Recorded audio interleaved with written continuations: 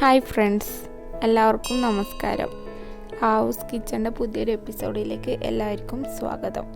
ഞാനിന്ന് ഇവിടെ ഉണ്ടാക്കാൻ പോകുന്നത് തേൻ മിഠായി ആണ്. വളരെ സിമ്പിളായിട്ട് എങ്ങനെ തേൻ മിഠായി ഉണ്ടാക്കുന്നതെന്ന് നോക്കാം. ഇനി നമുക്കൊരു മിക്സിയുടെ ജാറിലേക്ക് 1 കപ്പ് അളവിൽ പച്ചരിയും 1 കപ്പിന് 1/4 കപ്പ് എന്ന അളവിൽ ഉഴുന്നുപരിപ്പും ചേർത്ത് കൊടുത്ത് നന്നായിട്ട് വെള്ളം ചേർക്കാതെ അരച്ചെടുക്കണം.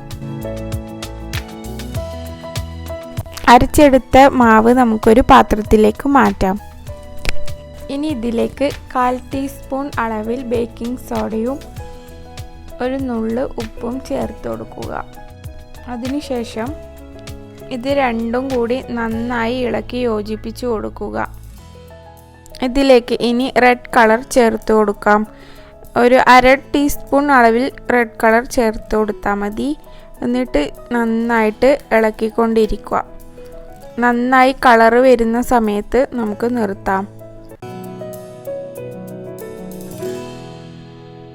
നന്നായി ഇളക്കി യോജിപ്പിക്കുമ്പോൾ നമുക്ക് മാവ് ഈ കളറിൽ കിട്ടും.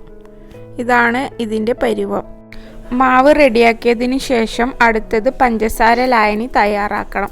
അതിനുവേണ്ടി ഞാനിവിടെ 1 കപ്പ് അളവിൽ പഞ്ചസാര ചേർത്തിട്ടുണ്ട്.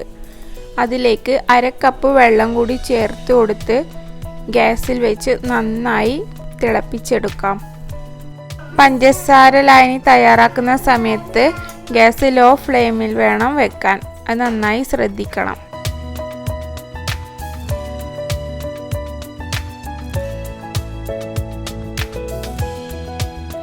തിളച്ചു വരുന്ന സമയത്ത് ഇതിലേക്ക് 1/2 മുറി ചെറുനാരങ്ങ പിഴിഞ്ഞു കൊടുക്കാം. എന്നിട്ട് നന്നായി മിക്സ് ചെയ്ത് കൊടുക്കുക.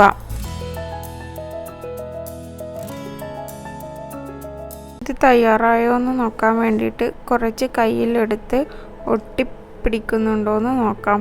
നൂൽപ്പരുവമാവുന്നതിന് മുമ്പേയുള്ള ഇതിലാണ് ഓഫ് ചെയ്യേണ്ടത്. ഇനി ഫ്ലെയിം ഓഫ് ചെയ്ത് മാറ്റി വെക്കാം. അടുത്തതായി നമുക്കൊരു പാത്രം എടുത്ത് അതിലേക്ക് എണ്ണ ഒഴിച്ച് ചൂടാക്കാൻ വെക്കുക. ചൂടായതിനു ശേഷം നേരത്തെ ഒഴിച്ചു വെച്ച മാവ് നമുക്ക് ഇതിലേക്ക് ഒഴിച്ചു കൊടുക്കണം. ചെറിയ ചെറിയ ബോൾസ് ആയിട്ടാണ് ഒഴിക്കേണ്ടത്. എളുപ്പത്തിന് വേണ്ടി ഞാനിവിടെ ഒരു ബോട്ടിലേക്ക് മാവ് നിറച്ചിട്ടാണ് ഒഴിച്ചു കൊടുക്കുന്നത്. ചെറിയൊരു സ്പൂൺ എടുത്ത് അതിലും നമുക്ക് ഒഴിക്കാൻ പറ്റും. അധിക സമയം ഫ്രൈ ചെയ്യേണ്ട ആവശ്യമില്ല.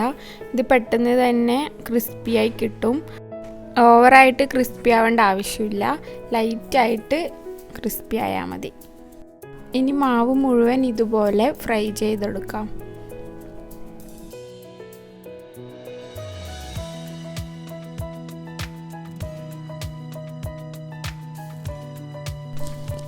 ഞാനിവിടെ എല്ലാം ഫ്രൈ ചെയ്ത് ഒരു പാത്രത്തിലേക്ക് മാറ്റി വെച്ചിട്ടുണ്ട്. ഇനി നമുക്കിത് നേരത്തെ തയ്യാറാക്കി വെച്ച പഞ്ചസാര ലായനിയിലേക്ക് ചേർത്ത് കൊടുക്കാം. ഞാനിവിടെ പഞ്ചസാര ലായനി ഒന്നുകൂടി ചൂടാക്കിയിട്ടുണ്ട്. ഈ പഞ്ചസാര ലായനി ടൈറ്റായി പോയിട്ടുണ്ടെങ്കിൽ കുറച്ച് വെള്ളം കൂടി ചേർത്തിട്ട് വേണം ചൂടാക്കാൻ. ലൈറ്റ് ചൂടില്ലെങ്കിൽ ഈ ബോൾസ് പഞ്ചസാര സിറപ്പ് വലിച്ചെടുക്കത്തില്ല. മുഴുവനായും ചേർത്ത് കൊടുത്തതിന് ശേഷം പഞ്ചസാര സിറപ്പുമായി നന്നായി ഇളക്കി യോജിപ്പിച്ച് വെക്കാം. 2 മണിക്കൂർ നമുക്കിത് മാറ്റി വെക്കണം.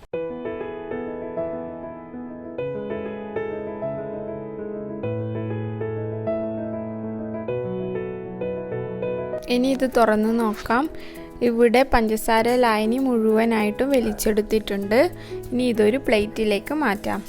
ഇതിൻ്റെ മുകളിൽ കൂടി കുറച്ച് പഞ്ചസാര വിതറിക്കൊടുക്കാം.